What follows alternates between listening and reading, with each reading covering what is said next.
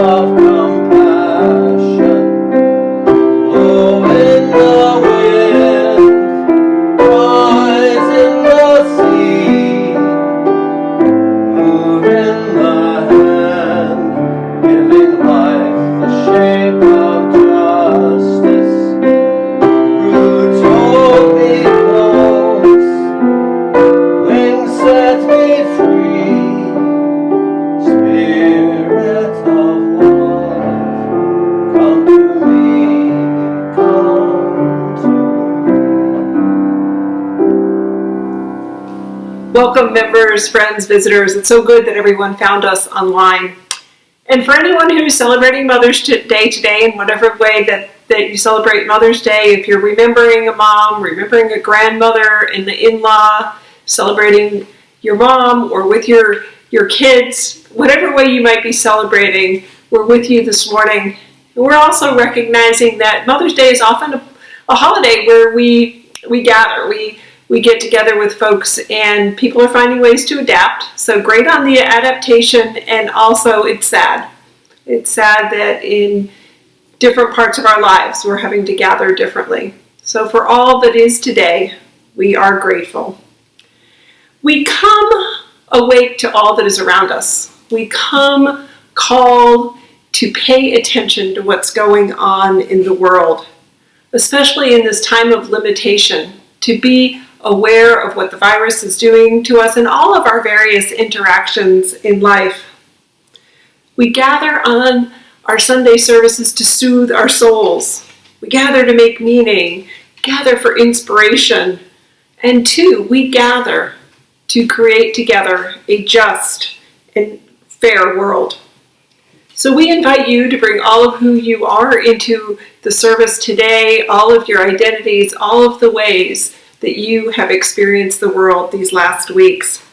If you have questions about Unitarian Universalism or about either of our congregations, check us out online, get in touch with me, get in touch with one of our staff people. We would love to tell you more about the faith tradition and about both of our congregations. So come, let us worship together. Our chalice lighting words today are from Charles Howe.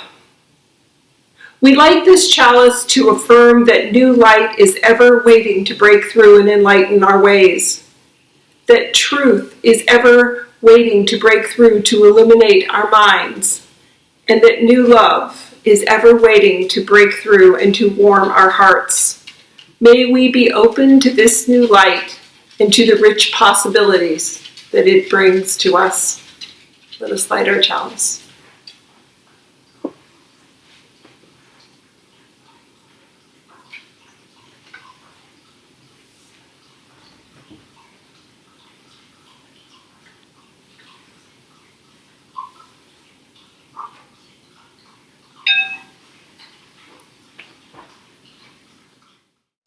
Good morning. I'm Liz Hausberg, the Coordinator for Religious Education for Children and Youth at the UUFE.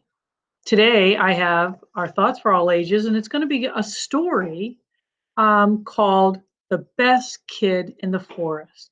Now, I'm going to try something a little different today, and I've got some pictures and some things to go along with it. So I'm going to see if I can get everything coordinated while I tell my story. So let's get started with the best animal in the forest. This is adapted from Deborah Greenstein, and it's also been adapted from several others. It's a very similar theme, so I hope you enjoy the story. Once upon a time, there was a great forest, and they decided to have a contest to see who was going to be the best kid in the forest. So the rabbits came, the eagles came, the ducks came, the squirrels came, because they all wanted to be in the contest. A group of very smart adults, the teachers at a local school, and their principal decided to create a bunch of activities. The activities they decided upon were swimming, climbing, running, and flying. All great activities for the kids in the forest. All the animals had to compete in all the activities of swimming, running, climbing, and flying. The ducks were the best swimmers. They had been swimming all their lives and they loved the water. The ducks were okay at flying, but running and climbing, they were a struggle. The rabbits were the fastest runners. They loved to speed through the forest and they rarely slowed down. The rabbits could climb rocks, sometimes by jumping on top of them, but a tree? No way. And the water messed up their fur. And flying? Are you serious? The squirrels were the best climbers. They loved to climb trees because, for the most part, that's where their homes were and where they hid a lot of their food. They were also good at flying as long as they could start at the top of the tree. But the rules said they had to start on the ground. Squirrels didn't really care for water, but they were pretty decent at running. The eagles were the best in the flying category, even better than some of the teachers. They could soar high in the air without even thinking about it. The eagles could also get on top of the tree, but they didn't have to climb. That was kind of against the rules, too. The eagles hated running. It was too slow. Flying was faster. And as far as swimming, why would they do that? So, what do you think happened? Well, the ducks practiced running, but they got very sore feet. The rabbits were exhausted from practicing to climb a tree. The squirrels were stressed at swimming practice, and the eagles were very frustrated at running practice.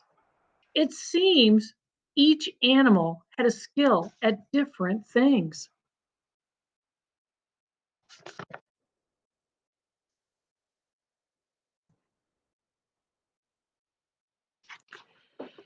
And although the contest was equal, everyone had to do the same activities, it wasn't fair.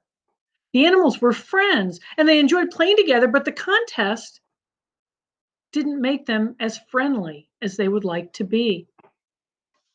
So, what did the animals learn and what can we learn from the animals?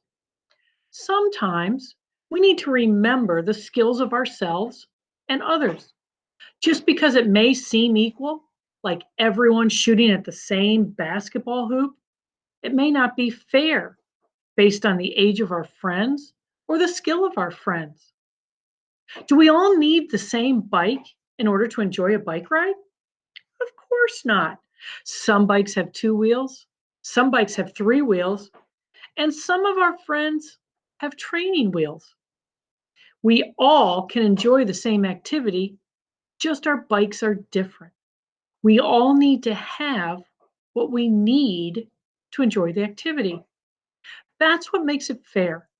Fair isn't always equal.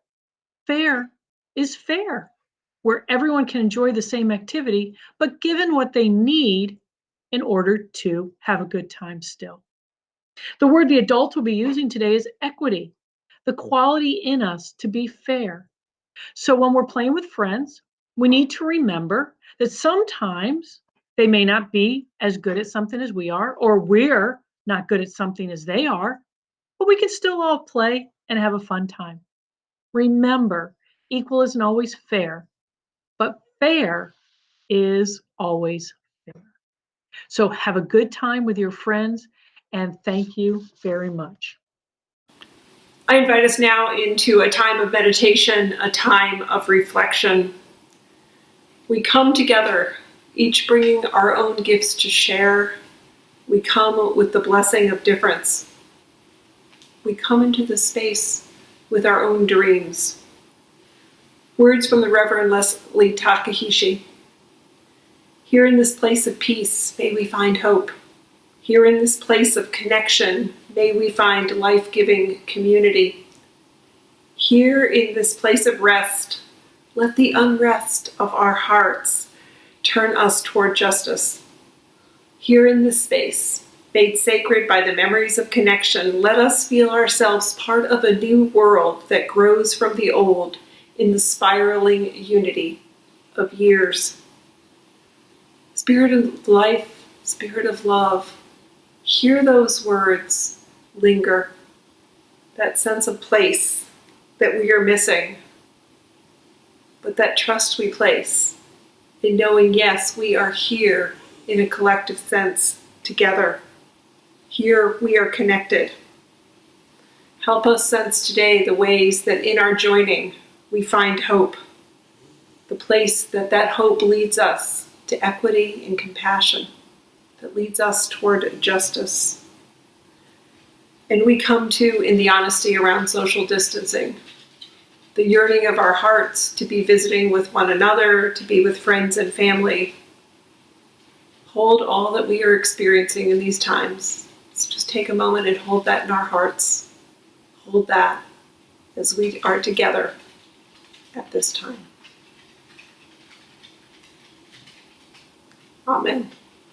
And yes, you are hearing the dog walk around. He somehow likes to do that during Joys and Sorrows. So we do build our community week after week by sharing our joys and sorrows. And if you have something you'd like included in the service each week, just email it to me by Friday at noon. So I'm going to go ahead and light all the candles, and then I will read out the joys and sorrows.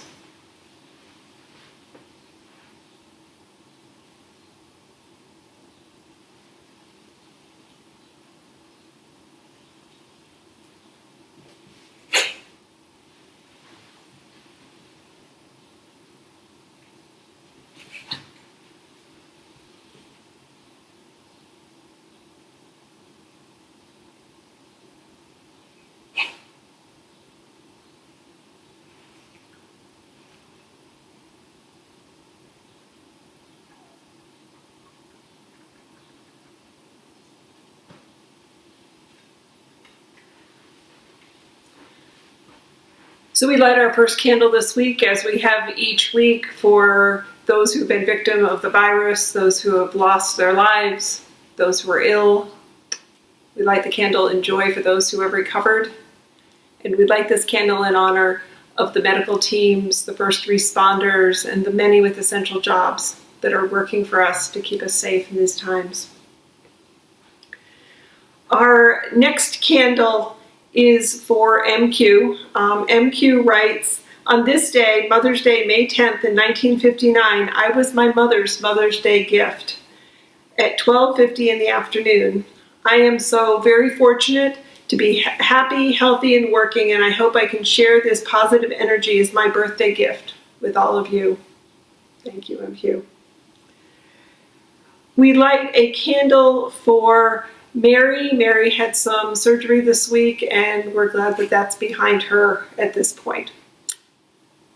We light a candle for Nancy. Nancy's had a couple of health scares over this past week, and we hold Nancy in our love. And finally, we light a candle that Don sent this in. He said, my joy is that I am grateful for this glorious springtime with so many days of warm and cool breezes, and other days with gentle rain. And this week of the first harvest from our large garden, spinach we planted on March 19th. We are grateful for this bounty. So let's just take a moment and hold what has been shared, and that is what remains in our hearts.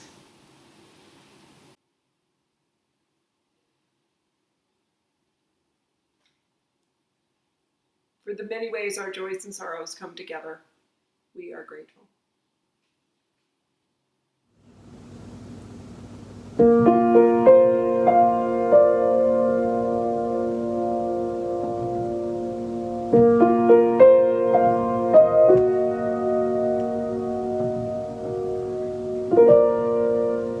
I know you're listening as I lay me down to sleep. It's not for me, I ask, but for my children's souls to keep. It seems the world outside's gone crazy, and though I need to do my share,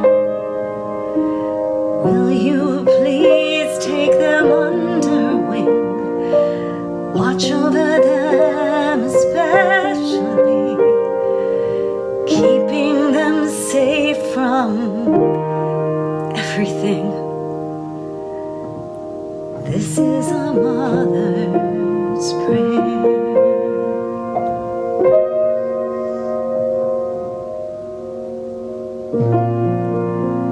I know you're listening in the stillness of this night.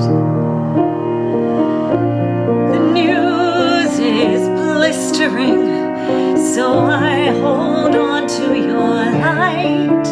And though there's darkness around me, by my faith I know you're there. Give me the strength to lead the way. Send me the words I need to say. Use me to guide them day by day. This is a mother's prayer.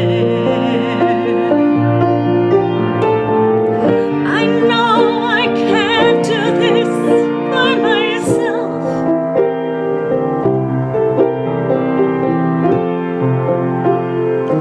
I thank you for your help.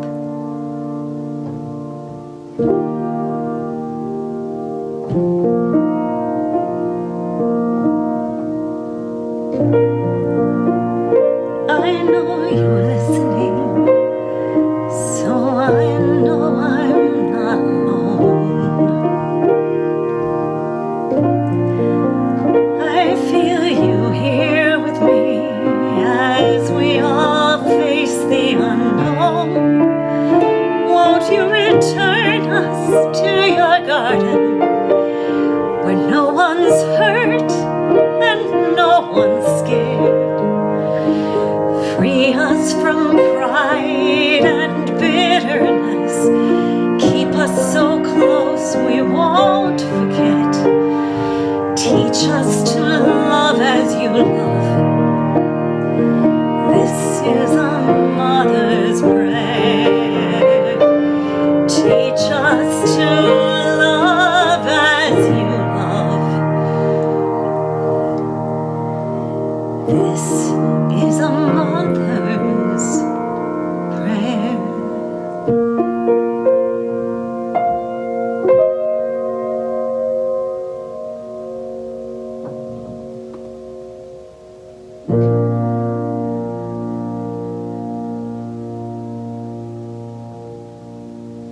As we enter the time we're leading up to the sermon here, I've been talking to members of the congregations to see some of the views and some of the early story collection we've had, as particularly from folks that have been out working with populations that are very affected by the virus and the pandemic.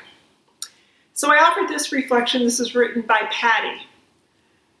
Like many jobs, this pandemic has made the challenge of being an educator of immigrant students on the Eastern Shore even greater. My high school students are mostly new to the country and often years older than their peers. I'm never sure if I should focus more on teaching them how to speak English or helping them earn a diploma. Both are goals that they're entitled to, but they have little time to fully accomplish both. As teacher-student contact has changed from face-to-face to house, I am seeing my job more clearly. Meeting my students where they are right now means helping them answer online quiz questions correctly because there isn't time and they don't have the connectivity for much more. And also because they are being assessed in the same way that their peers are, no matter the differences in learning styles, housing situations, reading levels, food availability, or English language skills. How can these prescribed grades equitably assess student learning and effort when we don't see what our students are doing or what challenges they face during normal school hours? Because of the pandemic, many students have had to make incredible sacrifices to keep up their rent and living expenses in houses they are sharing with extended family and friends while sending money back to their home countries. They're scared and anxious. They are completing work on their own while babysitting siblings, cousins, nieces, and nephews. They are coming home from working at McDonald's or the mushroom plant to hours of homework in a language that they have not yet mastered. Teachers adapt. We find accommodations when needed, and we strive to meet students where they are. All that is much harder to do from afar. Our educational instruction and assessments are often one size, but they don't fit all. That is clearer to me now more than ever. Thank you, Patty.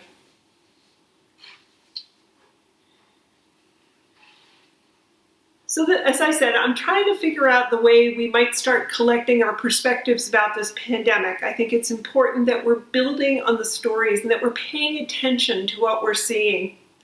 And last week, Bill and I rented the movie Just Mercy. The movie is a true story about a lawyer, Brian Stevenson, and he defends a man who's on death row for a murder he didn't commit. I know many here have read the story. You may have seen the movie. It is an absolute powerful story. And it brought me back to the Unitarian Universalist General Assembly in 2017, where Brian Stephen was one of the keynote speakers. He gave something called the Ware Lecture. He spoke without one note for over an hour. He was absolutely mesmerizing. He was totally clear in what it is we need to do in our work toward equity. I've heard him speak on various films since then, and he always comes down to these same four things. He said it often enough that I'm starting to remember them, starting to actually really internalize what it is he's trying to communicate to us. So his first thing when you're working on equity is to get proximate. He says you need to be close to understand the nuanced circumstances of those who suffer from and experience inequality.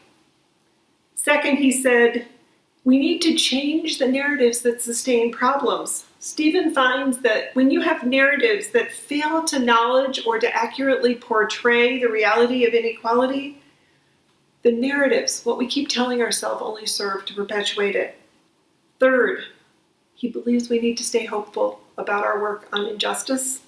And finally, he says, whatever we're doing, if we're going to make a difference on equity, it is going to mean we're going to get uncomfortable. So we find ourselves in this pandemic, something we thought was just some theoretical possibility, something 3 months ago we had no idea what it would mean, but now we do. So how are we going to look back at this time? What will we be wise enough to make sure we've looked at the issue from multiple perspectives? We know the data is out there. We know that communities in poverty, that people in color, folks with chronic health conditions are faring much worse during this time of the virus. We know all that. We're seeing the statistics. But are we going to expand our stories? I think it's a really important question. And I'm reminded of the story where you see the blindfolded men. They all go around the elephant. They're all trying to figure out, what is this elephant? One is finding the tusk. Another is finding the trunk. Another is hitting a leg. But nobody is seeing the whole picture. They start accusing each other of not getting it, of not being dishonest. What will it take for us to pay attention to the big story? So we've got some stories here, and what I've done is I've checked in with various congregants, as I've said, who've worked on issues, and I found I had long conversations. They were pretty much free stream conversations. So what I've done is I've just taken bits and pieces and snippets of the stories and pulled it together to give you a sense of how others are gaining their perspective. There's one member, and she's been very active in the equity work in our congregation. She says, everything just seems magnified. I feel my privilege differently in these times. Even the idea of self-quarantine presumes the privilege to do so. How would self-quarantining be possible if you were in a small house with extended family all together? How does it work if some in the household need to go out, need to do essential jobs and then return? So there's that sense of privilege that comes through there. And I also think we've heard a lot now about the term essential jobs. It's taken on a new meaning. We're sensing that essential workers are not just emergency responders, police and fire folks, but it includes our grocery workers and meat and poultry packing places, postal carriers, truck drivers, pilots, flight attendants. There are many that are expected to go to work, in addition to our nurses and doctors, and all of the others that keep the hospitals working. I think one of the questions that's a good one to ask is, who has the right to say, I don't feel safe working? I care for an elder in my home. I just won't be able to come in. Other questions that we might be asking, if a job is needed to sustain the lives of others in social distancing, what are their rights? How might work environments be made more safely? How might we make sure that if you need access to healthcare, you wouldn't end up with crippling debt? What would a living wage, how differently would things look in the economy right now if we had a living wage? I ask all these questions not as new questions, but I think there's value in asking them in a time with a fresh lens. Recently, you might have seen that Matthew Peters, who has visited both of our congregations, he's the executive director at Chesapeake Multicultural Center, he noticed that employers were requiring certain tests so employees could prove that they were virus-free, but the employees weren't entitled to get the test. So there was massive confusion. But here's the other part of the story I want to make sure we're listening to, is each time somebody's found a problem, like they found that certain things weren't translated in a way that people could actually understand, each time that's happened, people have acted and tried to adapt and accommodate. So it's important, I think, that we tell the story of the broken parts and we tell the places where compassion and action have stepped forward. Many of the stories I heard had to do with food distribution. I think as a society, we have this strong commitment that no one should go hungry. We believe that in our hearts. But the food process, the way of distributing food has gaps, and it has taken individuals working with nonprofits, working with loosely held together groups, plus state and local governments to get the food moving. Thousands, tens of thousands of pounds of food on the Eastern Shore have been distributed, and where money's been needed, that's come forward too. I know just $42,000 was collected in Kent County very quickly to make sure that food insecurity was addressed. But we're also starting to see there are more and more folks who need the food. It's harder to get the food out there. The outreach piece of this becomes the difficulty. Whether we're trying to reach seniors, we're trying to reach the newly unemployed, we're trying to get food down rural lanes where people didn't even realize these pockets of poverty existed, there has been deep challenge. And there's been places like the YMCA that have stepped up, that have dealt with both daycare and food shortages, and the education and the school systems have recognized how much this is all connected. So I think the reaction we're seeing in food and what we're learning through the food chain teaches us a lot about what's behind the scenes and has always been there. Earlier, Patty shared her reflection on education. There was another educator who described to me what she calls the fear of visibility. People that live afraid that they will be seen, not just because of their documentation status, but they're living in a culture where it is easier to just move under the radar. Some of the students, she says, have completely disappeared. We just aren't hearing from them. We know that some families, she said, have mixed immigration status. Somebody in the home may have documentation, but somebody may not. There may only be, she said, one person in the home that has a cell phone. Maybe the dad has a cell phone, that's how they access the internet, and he's off at work all day. So the assumption that a school system has made that a child not only can get on the internet, that has Wi-Fi and can make those connections, there's a presumption that each child has their own device and everybody can be on the internet all day long. One volunteer who was working in the food service area, he shared that they ran into a grandmother and she was just driving around the community spot to spot looking for Wi-Fi with her grandson in the car. There was another person I talked to who described a college student who had to leave their online tutoring session because their own kids had gone out biking while they were distracted. So it's the choices people are making without the schools being in session that they're having to choose between the safety of their kids and the investment they've made in their own education and trying to complete the courses. So lots of effort by the school systems, lots of effort and passion by the teachers, and yet the connections to these students are tenuous. There was one teacher I heard about, she called a family to check in on the student, just doing a well-being check, and ended up with the father was just in tears. He said he didn't know what to do about food. As they talked, the teacher realized there was food a half mile from this father. All of the outreach, all of the emails, all of the voicemails, the translated materials had not reached the family. So this work of continual outreach is a part of working through the equity challenges. So these are anecdotes. These are lots of places in the pandemic of the story where the coworkers, the teachers have done their best to creatively come up with solutions. But I also heard this, that educators, they're living with their doubts.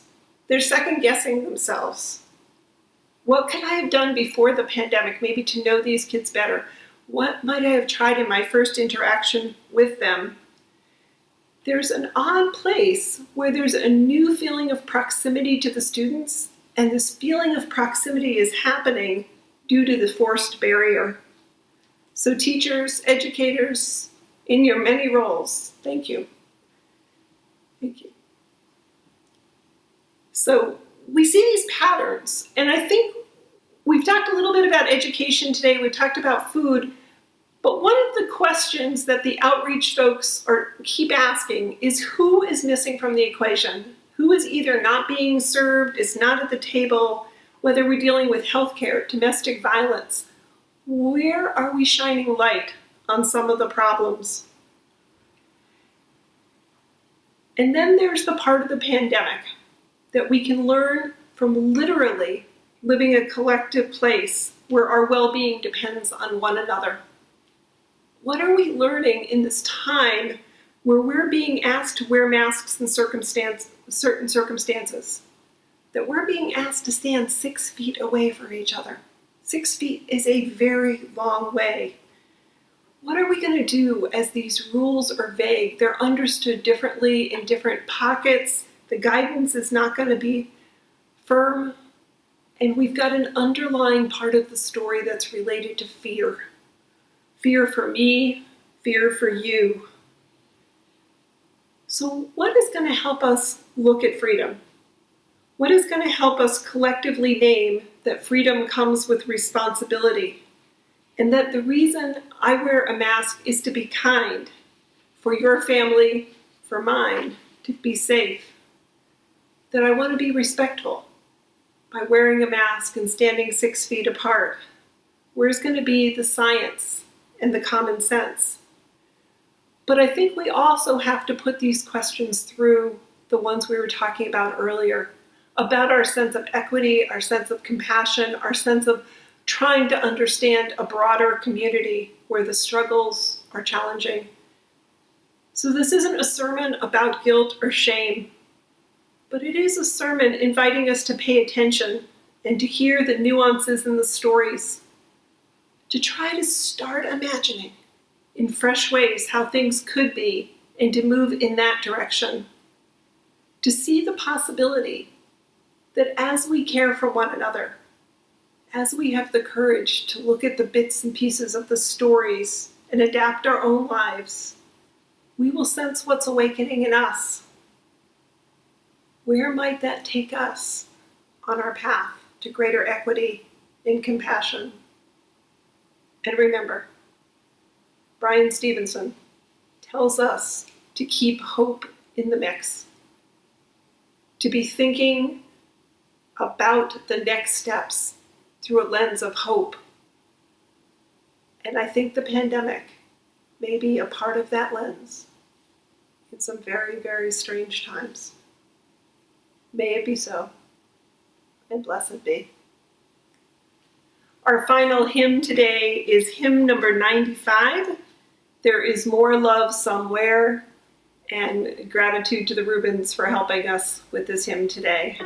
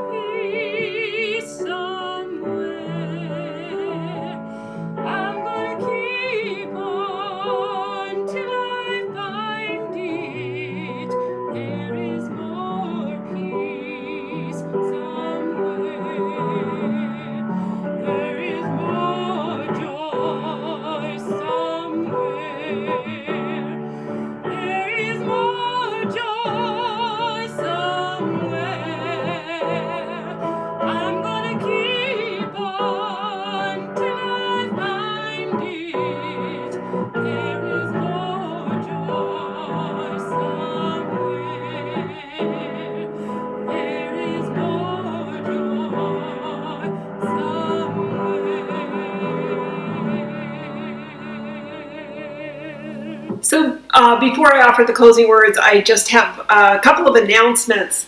For those that are new to the congregations and don't know them as well, both Easton and Chestertown regularly, usually about once a month, pass the plate and we do an outreach collection for a group or partner in the community. It's done slightly differently in the two congregations, but the thought is the same. And what we're doing by doing this is building relationships. We're working to understand our partners better and to get our own nuanced check on what's going out there, and at the same time to be generous.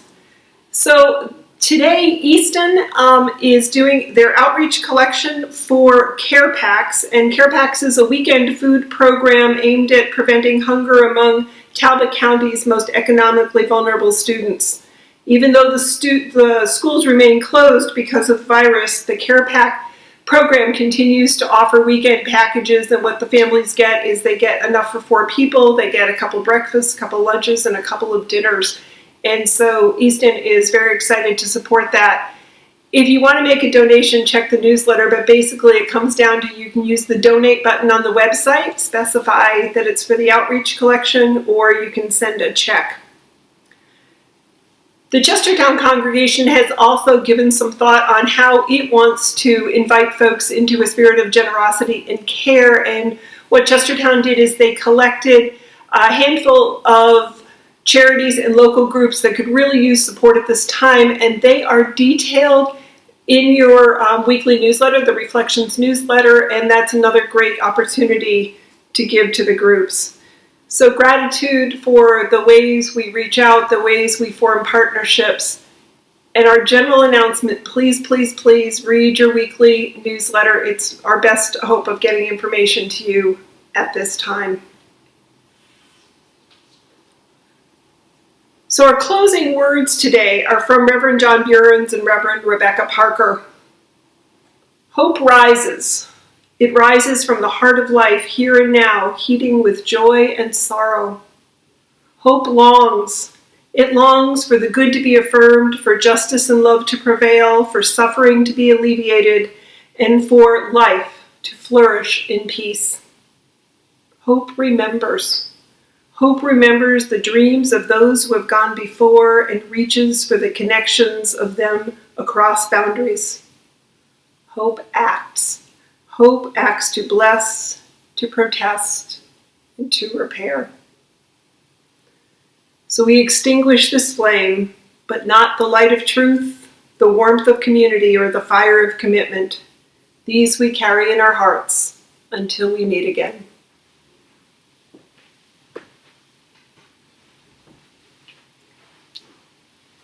Go in peace. Go in love. Go knowing love surrounds you wherever you may go. Until next week, my friends.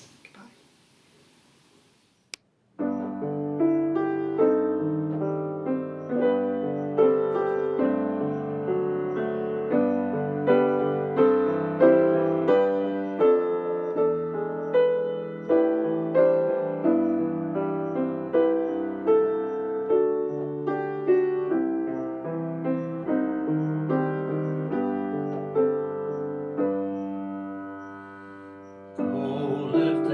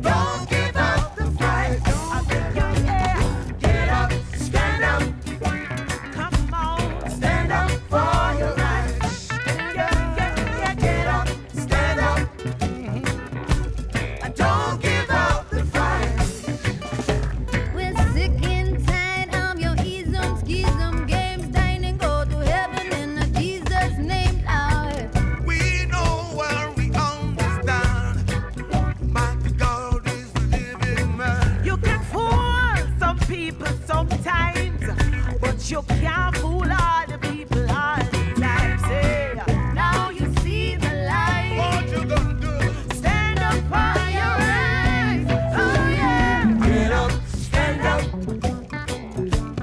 Stand up for your rights. You got to get up, Stand up. don't give up the fight. Fear is the enemy. Get up. Stand up. Yeah. Stand up for your rights. Get up. Stand up.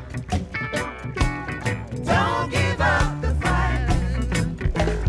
Never give up the fight. Never give up the fight. Never give up the fight. Never give up the fight. Never give up the fight. Don't give it up. Never give up the fight. Never give up the fight. Never give up the fight. Never give up the fight. Never give up the fight. Don't you ever, Never give up the fight. won't you ever, never give up